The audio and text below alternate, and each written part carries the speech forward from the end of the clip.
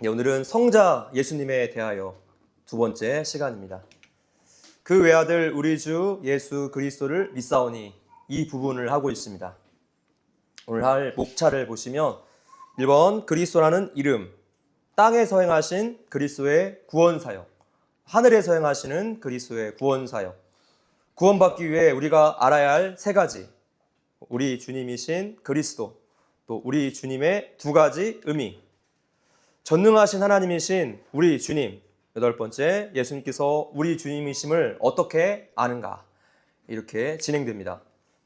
첫 번째 그리스도라는 이름. 신구약 시대에 살던 사람들에게 이름은 굉장히 중요한 의미가 있었습니다. 부모들이 자녀에게 이름을 지어줄 때 자녀의 이름이 그들의 성품을 나타내기를 바랬습니다. 그런데 모든 좋은 이름을 가진 자녀들이 그 이름대로 삶을 산 것은 아닙니다. 예를 들어서 가룟 유다는 이런 면에서 비참하게 실패했죠. 유다라는 이름은 하나님을 찬양하라 라는 뜻인데 은 30냥에 예수님을 팔아버린 인물이었고 죄책감으로 결국 자살했습니다. 그러나 예수님은 그 이름의 뜻에 한치 어긋남도 없이 생을 사셨습니다. 하나님께서 친히 그분께 예수라는 이름을 지어주셨고 예수님은 기름 부음 받은 자를 뜻하는 그리스도라 일컬음을 받으셨어요. 예수라는 이름이 우리 주님의 개인의 이름이라면 그리스도는 직분상의 이름, 곧 직함이라고 할 수 있습니다. 저에게 목사라는 직분상의 이름이 있는 것처럼 예수님은 그리스도라는 이름이 있는 것이죠. 그리스도는 헬라어 표현이고 그리스도의 히브리어 표현이 바로 메시아입니다. 메시아, 그리스도 둘 다 기름 부음 받은 자라는 뜻입니다.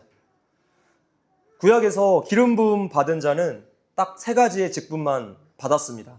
선지자, 왕, 제사장을 세울 때 그 머리에 기름을 붓는 예식을 행했죠. 이 세 직분의 기원은 에덴 동산에까지 거슬러 올라갑니다. 아담은 하나님께는 종이었지만 피조물에게는 왕이었고 하나님께서 주신 권위로 온 창조 세계를 다스리는 사람이었습니다. 하나님의 형상으로 지음받은 아담은 하나님이 주신 참된 지식과 거룩함과 의의가 있었습니다. 동물들의 이름을 짓는 그 아담을 한번 생각해 보십시오. 동물에게 붙여진 이름이 그대로 그 동물을 정의하게 됩니다. 그러니까 아담이 동물의 성격, 그 동물의 특징을 정확하게 이해했음을 볼 수 있습니다. 이처럼 아담은 선지자, 곧 진실을 꿰뚫어보는 능력이 있는 사람이었습니다. 아담은 또한 거룩함으로 지으심 받았는데 아담이 선악과를 따먹기 전에는 하나님께 온전히 구별된 사람이었던 것이죠. 다시 말해서 아담은 창조주를 온 마음으로 섬기고 하나님 안에서 가장 큰 기쁨을 찾는 하나님의 제사장이었습니다. 아담은 또한 의로 지으심 받았습니다. 아담이 하나님께 완벽하게 순종했다는 뜻이에요. 즉, 의라는 것은 하나님께 대한 순종과 같은 말입니다. 우리가 죄를 짓고 의롭게 살지 못하는 것은 한마디로 하나님께 순종하지 않았기 때문입니다. 하나님께 순종하는 사람들은 반드시 의로운 일을 행합니다. 자, 이렇게 지정의 세 가지 직분을 행했던 아담이 죄로 무너졌다면 우리같이 날 때부터 그 죄를 가지고 태어나는 죄인들은 말해서 뭐합니까? 그러니까 온 세상에 1등이 실패했다면 우리 같은 죄인들은 말할 것도 없어요. 왜 아담은 하필 선악과를 따먹어서 오늘 나에게 이런 고통을 주느냐? 거기에 내가 있었다면 그 유혹하는 뱀을 몸보신했을 거야. 뭐 이런 말을 할 필요가 없다는 거예요. 다 아담의 그 엄청난 상태와 우리의 상태의 차이를 전혀 모르기 때문에 하는 말이에요. 이것은 조기축구 선수가 손흥민 선수에게 축구에 대해서 훈수를 두는 격이에요. 이렇게 아담은 왕으로서 하나님께서 자신에게 맡기신 땅을 다스렸고 선지자로서 하나님의 뜻을 알았고 또 제사장으로서 하나님 섬기기를 기뻐했습니다. 즉 의로운 일을 행할 수 있었습니다. 아담이 낙원에 있을 때의 지위를 설명한 이유는 그리스도라는 그 이름의 의미를 우리가 더 잘 이해하기 위해서입니다. 예수라는 이름이 구원자라면 그리스도라는 이름은 예수님께서 자기 백성을 구체적으로 어떻게 구원하시는가, 이것을 설명해줘요. 바로 선지자와 제사장과 왕으로서 우리를 구원하신다는 뜻입니다. 이것이 그리스도의 의미예요. 그래서 우리를 타락하기 전 그 아담 안에서 가졌던 지위로 회복해 나가시는 것입니다. 다시 한번 정리해 봅시다. 삼중 직분은 왕, 다스리는 일, 선지자, 그러니까 진리, 하나님의 말씀을 전하는 일, 제사장, 자신도 하나님께 예배를 드리고 또 이웃들에게 하나님께 예배 드릴 수 있도록 돕는 일을 하죠. 아담의 불순종으로 인해서 아담과 오늘 우리가 이 삼중 직분을 잃어버립니다. 더 정확하게 말하자면 이 직분이 완전히 오염되었습니다. 그래서 사람들이 이제 참 선지자가 아니라 거짓 선지자가 되어서 참된 증언 대신에 거짓 증언을 하죠. 수많은 이단들의 미혹뿐만이 아니라 종교와 역사와 정치와 세계관 모든 영역에서 거짓으로 충만하게 되었습니다. 하나님을 떠난 사상들은 마귀의 소속이니 거짓이 그 열매인 것은 너무나 당연해요. 좌파의 세계관은 곧 거짓으로 쌓아 올린 세계관입니다. 또한 우리나라가 인구 비율로는 사기 범죄가 가장 많은 나라라고 합니다. 한마디로 가장 거짓말을 많이 하는 나라라는 뜻이에요. 세계 선교 2위라는 것은 허명일 뿐이고 그저 많은 기독교 종교인들을 양산해 냈다는 증거일 것입니다. 성도는 하나님과 불신자들 사이를 연결해주는 세상으로 보내어진 제사장인데 그 역할을 잘 수행하지 않았다는 뜻이죠. 또한 왕으로서 땅을 다스리고 있는데도 하나님의 영광보다 자기 자신의 영광만을 추구하며 살아갑니다. 그래서 하나님께서 그 크신 은혜로 우리가 다시 우리의 원래 직분을 제대로 수행할 수 있도록 우리를 회복시킬 준비를 하셨습니다. 바로 그분의 아들 예수 그리스도를 우리의 선지자와 제사장과 왕으로서 보내주신 일이죠. 이번 땅에서 행하신 그리스도의 구원 사역. 예수님께서 이 땅에서 사신 모습은 삼중 직무가 사실임을 아주 확실하게 보여줍니다. 예수님께서 선지자, 하나님의 뜻, 진리를 전하는 자로서 큰 권위를 가지고 말씀하셨죠. 그리스도의 원수들도 이 사실을 인정할 수밖에 없었습니다. 요한복음 같이 읽어볼게요. 시작. 그 사람이 말하는 것처럼 말한 사람은 이때까지 없었나이다. 예수님처럼 권위 있게 말하는 사람은 없었습니다. 그리스도 그분 자체가 진리셨고 그래서 그리스도께서 가시는 곳마다 무지한 죄인들이 구원의 길을 배웠습니다. 또한 그리스도께서는 제사장으로서 십자가 위에서 단번에 속죄를 위한 최고의 제사를 드리십니다. 자기 자신이 제물이 되셔서 십자가에서 죽으신 것이죠. 구약의 제사는 피의 제사였습니다. 죄의 대가가 무엇입니까? 죽음이에요. 반드시 죽기 때문에 누군가가 반드시 죽어야 합니다. 그래서 우리 예수님이 제물이 되셔서 우리 대신 죄의 대가를 받으신 것입니다. 또한 유대인의 왕으로 오셔서 구원 사역을 이루시고 결국에 온 세계의 왕이 되어 주셨습니다. 왕은 다스리는 역할인데 믿는 자들은 그분의 다스리심 속에 들어가게 되죠. 반대로 성도 쪽에서도 예수님의 다스리심 속에서 살기 위해서, 순종하기 위해서 우리가 의도적인 노력이 있어야 합니다. 세 번째, 하늘에서 행하시는 그리스도의 구원 사역. 예수님께서 이 세 가지 직분을 공생의 기간 동안만 행하신 것이 아니라 바로 지금 이 시간도 하늘에서 이 직분을 계속 수행하고 계십니다. 어떻게? 감동된 하나님의 말씀을 자신의 성령으로 우리에게 주셨어요. 그리스도께서 지금 선지자로서 자신의 성령을 통해서 하나님의 말씀을 죄인들에게 가르쳐 주십니다. 말씀을 깨닫게 하시는 그 은혜는 바로 예수님의 선지자적 역할이라고 할 수 있어요.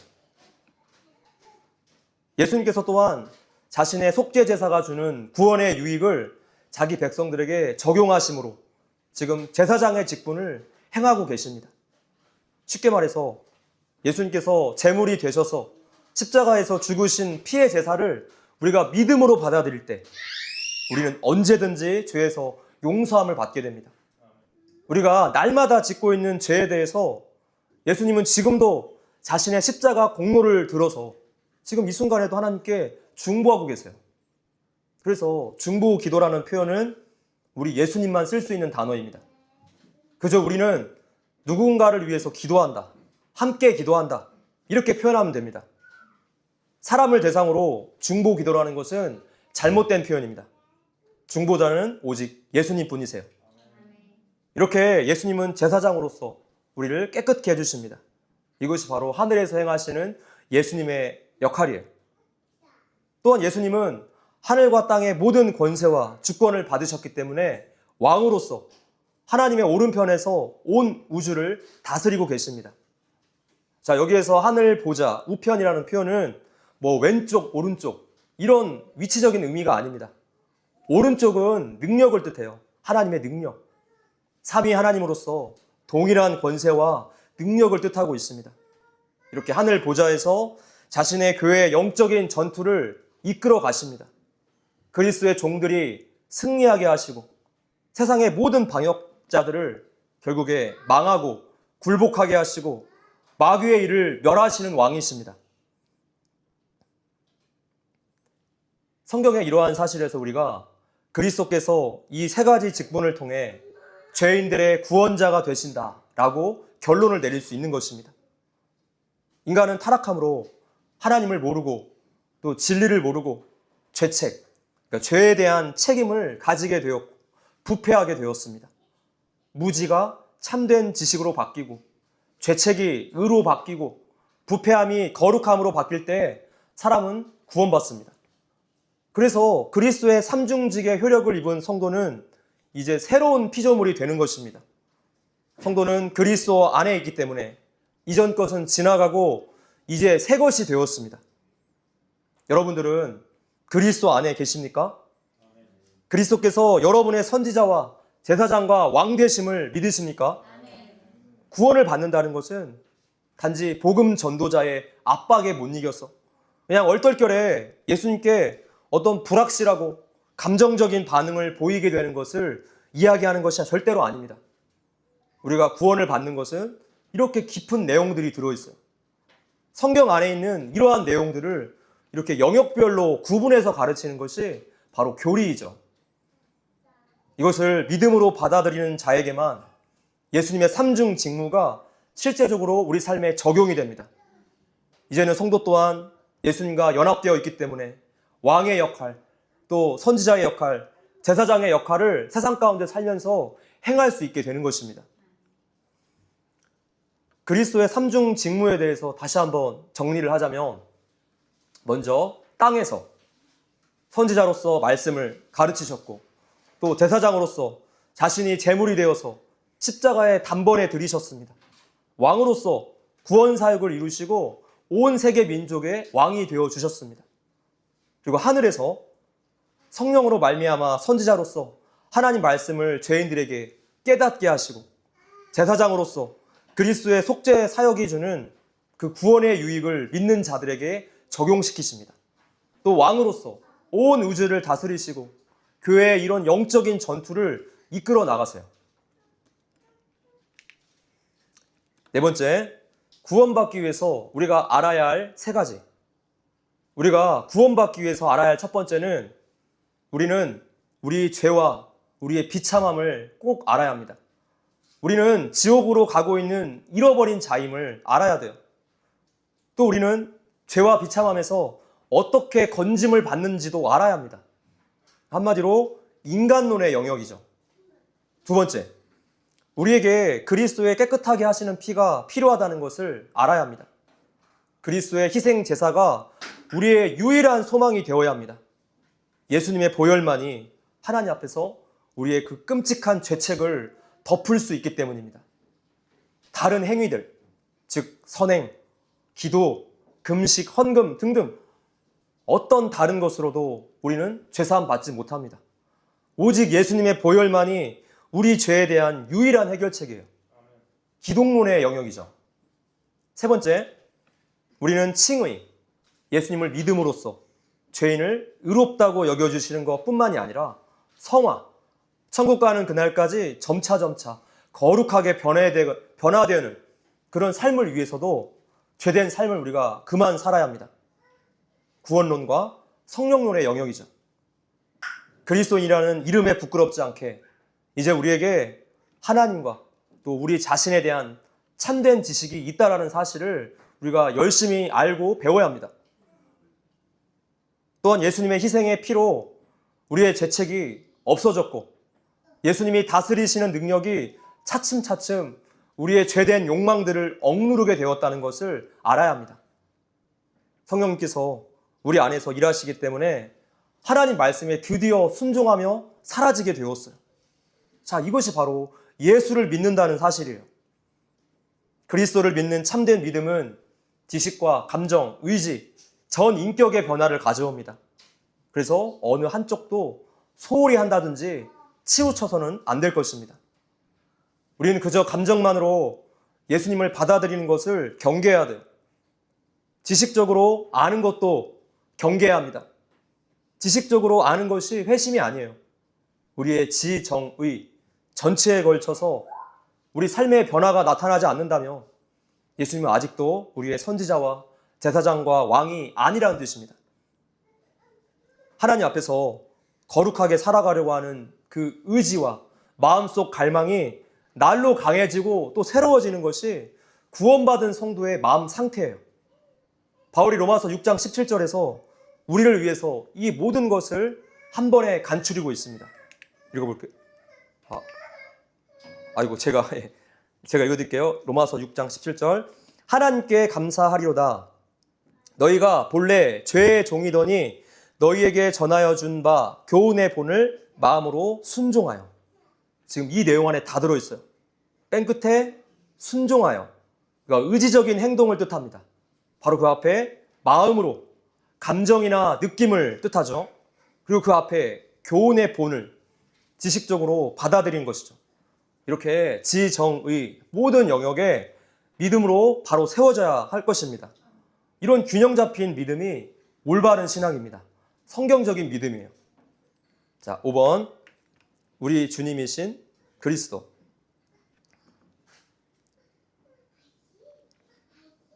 자, 주는 헬라어로 퀴리오스라고 하는데 원래 이 단어는 상대방을 높여 부를 때 사용하는 일반적인 단어였습니다.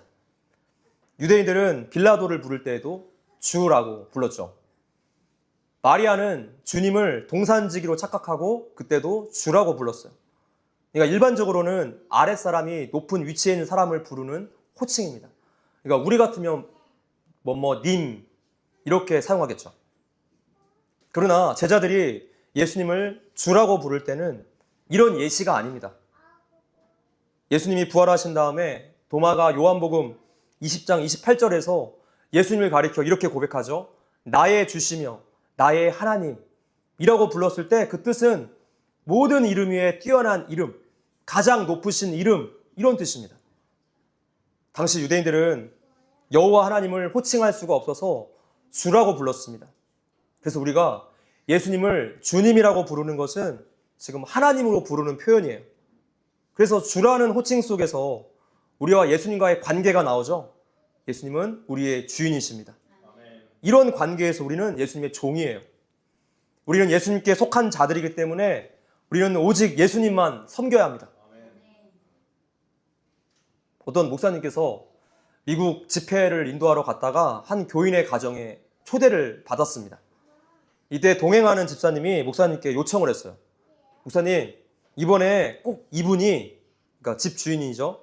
이분이 예수님을 영접할 수 있도록 도와주세요. 아직 예수님을 모르는 분이세요. 강사 목사를 집에 초대할 정도인데 아직 예수님을 영접하지 못했다는 사실이 매우 신기했습니다. 그래서 집에 들어갔는데 놀랍게도 온갖 신앙 서적들이 가득 있었고 매일 아침 1시간씩 큐티를 한다는 거예요. 그 집 주인이 이렇게 말했습니다. 저는 물질도 있고 학식도 많습니다. 그런데 아무리 공부해도 예수님이 믿어지지 않습니다. 목사님 어떻게 해야 합니까? 자, 이런 일은 충분히 일어날 수 있습니다. 교회 다니는데 매주 예배를 드리는데 예수님이 믿어지지 않을 수 있어요. 예수님이 나에게 주님으로 구원자로 들어와 계시지 않는 분이 있을 수 있습니다. 성경에서 한 인물은 예수님과 3년간 매일 시간을 보냈습니다. 심지어는 12명의 제자들 가운데 임원으로 선출되기까지 했죠. 신앙 공동체의 재정을 관리하는 회계였습니다. 바로 가룟 유다예요. 가룟 유다는 예수님과 함께는 있었지만 한 번도 예수님을 그리스도로 나의 구주로 고백해 본 적이 없었습니다. 예수님을 자기 민족을 구원할 로마의 압제에서 구출해 줄 정치적인 메시아로 알았지 자신의 영혼의 구세주로는 믿지 않았던 거예요. 결국에 3년간 매일 예수님과 동고동락했던 가룟 유다에게 빠진 것은 우리가 지금 배우고 있는 사도신경의 고백이었어요. 그 외아들 우리 주 예수 그리스도를 믿사오니. 바로 이 사실이 그의 인생을 비참하게 끝나게 했습니다. 이 고백을 진정으로 할 수 있는 사람은 가장 복된 인생을 살게 됩니다.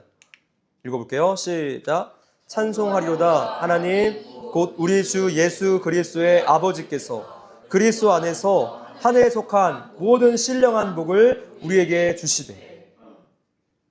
이 고백을 진정으로 할 수 없는 사람은 복과는 전혀 상관이 없는 인생을 살게 됩니다. 하나님이 복의 근원이시기 때문이에요. 칼빈의 신학에 가장 크고 결정적 영향을 준 아우구스티누스, 그러니까 영어로는 어거스틴이라고 하죠. 그가 이렇게 고백합니다. 아무것도 원하지 않습니다.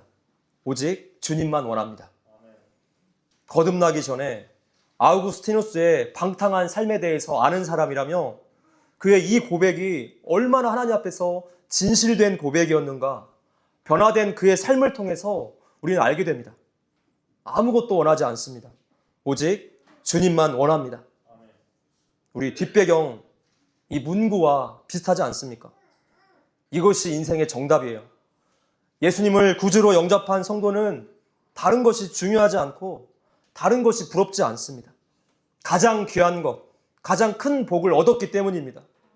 그래서 구원받은 성도는 너무나 복된 삶이 되었고 이 복이 영원으로 이어집니다. 할렐루야. 6번, 우리 주님의 두 가지 의미. 예수님께서 두 가지 의미에서 우리의 주님이십니다. 먼저 우리를 창조하셨기 때문에 창조주로서 우리의 주님 되시고, 두 번째, 죄로 죽었던 우리를 구원해 내셨기 때문에 구원주로서 우리 주님이세요. 예수님은 삼위일체의 둘째 위격이신 하나님의 아들로서 창조주이십니다. 성경은 하나님께서 그 아들로 말미암아 세상을 지으셨다라고 말씀해요. 이처럼 예수님께서는 창조주로서 이미 우리를 소유하시고 또 온전히 지배하시는 절대자이십니다. 그분은 말 그대로 하나님이세요. 우리는 예수님께 우리의 생명을 빚지고 있습니다. 그렇기 때문에 우리는 마음과 뜻과 목숨과 힘을 다해서 우리의 창조주를 사랑해야 합니다. 그런데 우리는 아담 안에서 우리의 창조주를 거역했습니다. 우리가 마땅히 섬겨야 할 하나님 거절하고 또 다른 주인인 사탄 섬기기를 더 좋아했습니다. 그래서 사탄이 우리의 주가 되었고 우리는 사탄의 열렬한 종이 되었습니다. 이것이 바로 예수를 믿지 않는 모든 자연인들의 삶이에요. 자, 그런데 이러한 상황에서 어떤 일이 일어났습니까? 우리가 거절한 우리의 주님께서 우리에게 오셨습니다. 우리와 똑같은 인간이 되셨어요. 예수님께서 우리가 스스로 가져온 그 죄의 비참함 가운데로 내려오셨고 지옥 가야 마땅할 죄인들을 자신의 피값으로 대속하십니다. 자, 이렇게 해서 다시 우리가 예수님의 소유가 되었고 그분을 다시 우리 주님으로 섬길 수 있는 길이 열렸습니다. 7번, 전능하신 하나님이신 우리 주님. 자, 우리가 어느 날 갑자기 사탄을 그만 섬기고 나 스스로 자원해서 예수님을 섬기기로 다짐했습니까? 아닙니다. 우리는 본성상 얼마나 악하고 어리석은지 사탄이 우리 삶의 주인됨을 계속 즐거워해요. 그러니까 하나님이 없는 인간 편에는 아무런 소망이 없는 것입니다. 이미 다 죽어서 지옥 갈 확정된 존재들. 그런데 복음의 기쁜 소식은 우리에게 전능하신 예수님이 계시다는 거예요. 이 예수님께서 죄인들을 구속하실 뿐만 아니라 죄의 권세와 사탄의 지배에서 건져내십니다. 사탄과 죄의 죽음을 능히 이기신 예수님께서 옥에 갇힌 우리를 찾아오셔서 자신의 성령으로 우리에게 빛을 비추세요. 깨닫는 자는 나사로와 같이 무덤 밖으로 나와서 또 도마와 같이 주님 발 앞에 엎드려서 겸손하게 경배하고 이렇게 고백하게 돼요. 나의 주님이시오, 나의 하나님이십니다. 그 외아들 우리 주 예수 그리스도를 믿사오니 라는 고백에는 이렇게 엄청난 진리가 담겨 있고, 이것은 내가 자의적으로 할 수 없는 너무나 놀라운 고백이에요. 바로 성령 하나님께서 그 안에 계시기 때문에 하게 되어지는 고백이죠. 우리 주라는 말은 그분이 내 삶의 절대 주권자라는 뜻입니다. 그분은 우리의 유일한 주님으로서 그 어떤 경쟁자도 허락하지 않으세요. 우선순위가 다른 것에 밀려나도록 허락하지 않으십니다. 그런데 우리가 세상에 마음 빼앗겨서 계속 죄를 짓는 거죠. 그래서 우리가 하나님의 은혜로 부를 수 있게 된 우리 주님이라는 표현 안에는 나는 다른 어떤 주인도 섬기지 않겠습니다, 이런 뜻이 담겨 있어요. 예수님을 주님이라고 수없이 고백하면서도 예수님의 말씀에 우리가 순종하고 있습니까? 예수님이 내 일상의 전 영역의 주인이십니까? 그분이 첫 번째이십니까? 예수님을 주님 되게 대우하십시오. 할렐루야. 마지막 8번. 예수님께서 우리 주님이심을 어떻게 아는가? 우리가 예수님을 우리 주님이라고 부르는 것은 너무나 중대한 일입니다. 이것은 예수님의 모든 계명을 내가 사랑으로 순종하겠다는 뜻이에요. 예수님께서 자기 백성들을 마치 독재자처럼 다스리신다며 사랑의 순종이라는 것은 있을 수 없겠습니다. 두려움으로 인한 순종이겠죠. 그런데 우리 예수님은 우리를 강제로 지배하지 않으십니다. 그분은 인격적인 분이라서 우리가 자발적으로 하기를 기다리세요. 예수님께서 언젠가 이렇게 말씀하십니다. 마태복음 읽어볼게요. 시작. 나의 멍에를 메고 내게 배우라. 너희 마음이 쉼을 얻으리니 이는 내 멍에는 쉽고 내 짐은 가벼움이라 하시니라. 이러한 주인의 종이 된다는 것은 순전한 쉼과 기쁨과 즐거움을 얻을 수 있다는 뜻입니다. 세상에서 얻을 수 있는 그 잠깐의 즐거움, 잠깐의 만족과는 차원이 다른 그런 깊은 만족을 뜻하고 있어요. 시편 84편 10절에 읽어볼게요. 시작. 낮은 자리에 있게 된다 해도 죄악된 길에서 얻는 모든 기쁨보다 내 주님 섬기는 일을 택하겠나이다. 아멘. 예수님께서 정말로 여러분의 주님 맞으십니까? 여러분은 주일 예배 시간마다 교회에서 함께 모인 성도들과 사도신경을 고백하고 있습니다. 그 외아들 우리 주 예수 그리스도를 믿사오니. 그런데 언젠가 예수님께서 당시 유대인들에게 하신 말씀도 우리가 기억해야 합니다. 읽어볼게요. 시작. 나더러 주여 주여 하는 자마다 다 천국에 들어갈 것이 아니요 다만 하늘에 계신 내 아버지의 뜻대로 행하는 자라야 들어가리라. 주님이 그냥 말뿐인 고백이라며 우리가 죽어서 들어갈 것이, 천국에 간다는 것이 아무런 보장이 되지 못한다는 거예요. 주님, 주님 아무리 고백해도 그게 믿음이 밑바탕 되지 않고서는 천국에 갈 수 없습니다. 겉으로는 신앙을 고백하지만 기다리는 것은 언제나 무시무시한 주님의 대답이 돌아올 거예요. 내가 너희를 도무지 알지 못하니. 우리는 어떻습니까? 우리가 구원받고 천국 갈 수 있다는 기대를 가질 만한 성경의 어떤 근거를 알고 있는 것을 넘어서서 하나님의 뜻대로 행하는 자들 가운데 우리가 속해 있어야 합니다. 하나님의 아들 예수 그리스도를 진정 믿는다면 순종의 열매가 나타나야 돼요. 그러나 이것을 가지고 또다시 거꾸로 생각하면 안 됩니다. 지금 이 순종은 구원을 위한 조건이 아닙니다. 구원받은 백성의 마땅한 의무이고 방향성이죠. 부지런히 자신의 믿음을 확인하십시오. 네, 우리